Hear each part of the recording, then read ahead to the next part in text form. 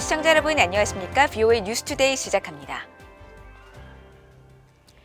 국제자금세탁방지기구가 확산금융위험의 평가와 완화 조치에 관련한 신규 지침서 초안을 공개하면서 대북 제재 이행을 강조했습니다.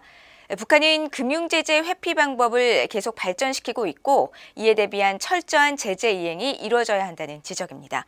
첫 소식 오택성 기자가 보도합니다. 국제자금세탁방지기구 FATF가 지난 1일 공개한 확산금융의 위험평가 및 완화 지침서 초안입니다. 각국 공공기관과 민간기관이 확산금융의 위험을 어떻게 평가해야 하고 또 이 위험을 줄이기 위해 어떤 조치를 취해야 하는지를 담은 안내서인데 특히 북한과 이란 관련 제재 이행의 중요성을 강조했습니다. 확산금융이란 대량 살상무기 확산과 또 이를 위한 자금 조달과 관련된 활동을 의미하는 것으로 FATF는 제재 대상으로 지정된 북한과 이란 기업 그리고 인물들의 활동이 확산금융 위험에 해당한다고 지적했습니다. 국제자금세탁방지기구는 지난달 북한과 이란을 고위험국 단계인 대응조치국 지위를 유지시키면서 각별한 대응을 요구했습니다. North Korea, we are still gravely concerned by the threat of North Korean illicit activities linked to proliferation, financing of weapons of mass destruction, and the financing of it, and this is the reason why they are on this list. 이번 지침서는 확산 금융 활동이 잘 드러내지 않는 이유도 명시했습니다. 각국이 마주한 위험도가 낮다는 의미가 아니라 제재 대상으로 지정된 기관이나 인물들이 모습을 드러내지 않기 때문인데 다시 말해 제재 대상으로 지정된 북한 기업이나 인물이 직접 나서지 않고 대리 계좌, 위장 회사 설립 등을 통해 추적을 피하는 방법을 개발하고 있다는 겁니다. 지침서는 대표적인 사례가 바로 조선무역은행이라며 이 은행이 제재 대상임에도 여러 나라에 위장 회사를 두고 대량 살상 무기 프로그램을 얻기 위해 미국 금융 시스템을 이용해 자금 세탁에 나섰다고 밝혔습니다. 최근 지속적으로 지적된 북한의 가상화폐 관련 활동에 대한 주의도 이번 지침서에 담겼습니다. 북한이 제재 감시가 심해진 전통 금융 시스템을 피해 가상화폐 시장에서의 활동이 활발해졌다고 지적한 겁니다. 그러면서 민간 영역 기관이 북한의 확산 금융을 주의해야 하는 이유는 제재 대상에 오른 북한 기관이나 인물이 위장 회사를 설립하거나 대신 일하는 사람을 두고 일을 진행하는 경우 변호사나 공증인, 회계사 등과 같이 법률 서비스 등을 제공해주는 기관이 이용될 수 있기 때문이라고 설명했습니다. 지침서는 각 나라 상황에 따라 확산 금융 위험을 평가하는 방법이 다를 수 있다면서도 이를 제대로 시행하기 위한 장치를 마련해야 하고 확산 금융에 연관된 자금은 지체 없이 동결시켜 제재 대상들이 직간접적인 거래를 통해 대량 살상무기 관련 물질을 획득하지 못하도록 해야 한다고 강조했습니다. 국제자금세탁방지기구는 이번 초안에 대한 민간 영역의 의견을 4월까지 수렴한 뒤 오는 6월 이를 포함한 논의를 할 것이라고 밝혔습니다. VOA 뉴스 오택성입니다. 허버트 맥메스터 전 백악관 국가안보보좌관은 대북 접근에 있어 필요할 경우 군사력을 동원할 수 있다는 의지와 능력을 보여줘야 하며 군사훈련이 성공적 외교에 대단히 중요하다고 밝혔습니다. 미국 상원 군사위원회가 2일 국제적 안보 과제와 전략을 주제로 개최한 청문회에서 맥메스터 전 안보보좌관은 서면 자료를 통해 미국과 동맹국 지도자들은 김정은 정권의 제거가 미국 정책의 목표가 아니라는 것을 분명히 해야 하며 미국과 생각이 같은 나라들은 세 가지 원칙에 따라 최대 압박 전략을 취해야 한다고 밝혔습니다. 그러면서 북한의 협상 테이블 복귀에 보상하지 말고 비핵화를 향한 되돌릴 수 없는 모멘텀과 검증 가능한 과정이 확보될 때까지 제재가 유지돼야 한다고 지적했습니다. 또 중국의 대북 제재 이행 설득에 이어 필요할 경우 북한에 대해 군사력을 동원하는 능력과 의지를 보여줘야 한다면서 북한의 공격에 대한 압도적이고 신속한 대응을 위한 군사훈련과 준비는 성공적 외교에 대단히 중요하다고 밝혔습니다. 북한이 최근 핵무기 관련 시설의 입구를 은폐하기 위한 건축물을 만들었다는 주장이 제기됐습니다. 이 시설은 과거에도 북한의 핵무기 저장고라는 지적이 나왔던 곳인데 전문가들은 북한이 대미 협상을 위해 이런 움직임을 의도적으로 노출했을 것으로 분석했습니다. 함지하 기자가 보도합니다. 북한이 핵무기를 보관하는 것으로 알려진 평안북도 구성시의 용덕동 시설입니다.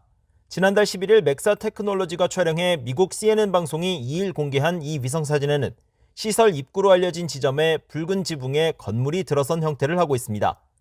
2019년까지만 해도 지하터널 입구 2개가 훤히 드러났지만 최근 들어 이 입구에 건물, 즉 구조물이 세워졌다는 겁니다. 방송은 미국 정보 관계자를 인용해 문제 시설이 과거 미국 정보당국에 의해 북한의 핵무기 저장고로 의심되는 곳으로 파악됐으며 지금도 같은 목적을 유지하고 있는 것으로 추정된다고 전했습니다. 따라서 이번 활동은 해당 시설을 은폐하려는 목적이라는 분석입니다. 앞서 미국 과학자연맹의 안킷 판다 선임연구원은 지난해 발간한 자신의 저서 김정은과 폭탄에서 용덕동을 핵무기 보관시설이 위치한 곳으로 지목한 바 있습니다. 특히 북한이 핵무기와 미사일을 같은 곳에 보관하지 않는다며 이중 핵무기가 이곳에 보관되고 있다는 주장을 펼쳤습니다. 다만 미국의 군사 전문가들은 북한의 핵과 관련된 중대한 시설이 민간 위성에 노출된 사실을 지적하면서 일종의 정치적 목적이 있을 것이라고 분석했습니다. Historically, Kim Jong-un, when he wants to get the attention of the United States and wants the United States to compromise, he does a provocation. So you have to ask, what would happen right now if he launched an ICBM? And the likely response is that Biden would get very angry. So instead, Kim has been gradually turning up the pressure on the current administration. 용덕동 시설이 핵과 관련됐다는 분석에 신중할 필요가 있다는 지적도 나왔습니다. 데이비드 맥스웰 민주주의 수호재단 선임연구원은 VOA에 북한은 속임수와 부정의 대가라는 점을 강조했습니다. North Korea is well aware of commercial satellite capabilities, as well as they have a good understanding of likely of U.S. Military and intelligence satellite capabilities as well. So we should always assume that when we see something, that North Korea wants us to see that.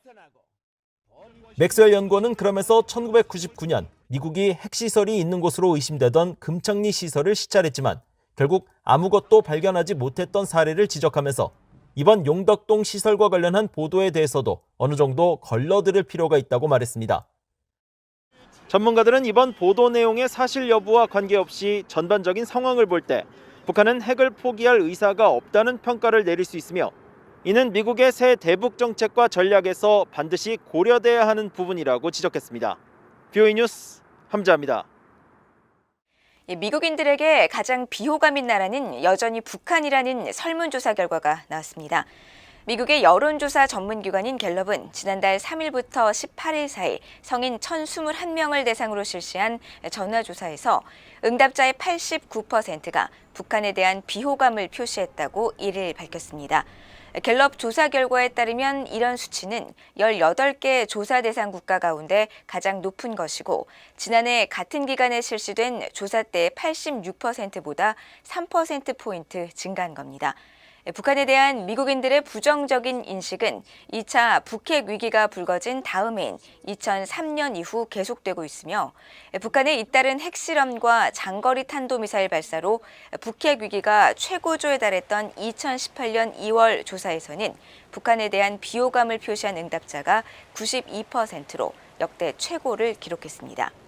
이번 조사에서 북한 다음으로 미국인이 가장 싫어하는 국가는 전체 응답자 가운데 85%를 차지한 이란이었고 중국과 아프가니스탄은 각각 79%로 그 뒤를 이었습니다. 북한이 오는 5월까지 170만 회분의 신종 코로나 바이러스 백신을 배급받게 됩니다. 세계보건기구와 전염병 예방혁신연합, 세계백신면역연합이 공동 구성한 코백스가 2일 발표한 1차 백신 배급 일정에 따르면 북한은 인도의 혈청연구소에서 생산되는 영국 옥스포드 대학과 다국적 제약사 아스트라제네카 공동개발 백신 170만 4천 회분, 즉 85만 2천 명이 맞을 수 있는 백신을 공급받게 됩니다. 또 백신 배급 시기는 2월에서 3월까지 그리고 4월에서 5월까지로 세분되며 국가 규제 요건과 공급 가용성, 면책과 법적 책임에 대한 합의 등 여러 요인에 따라 달라질 수 있습니다.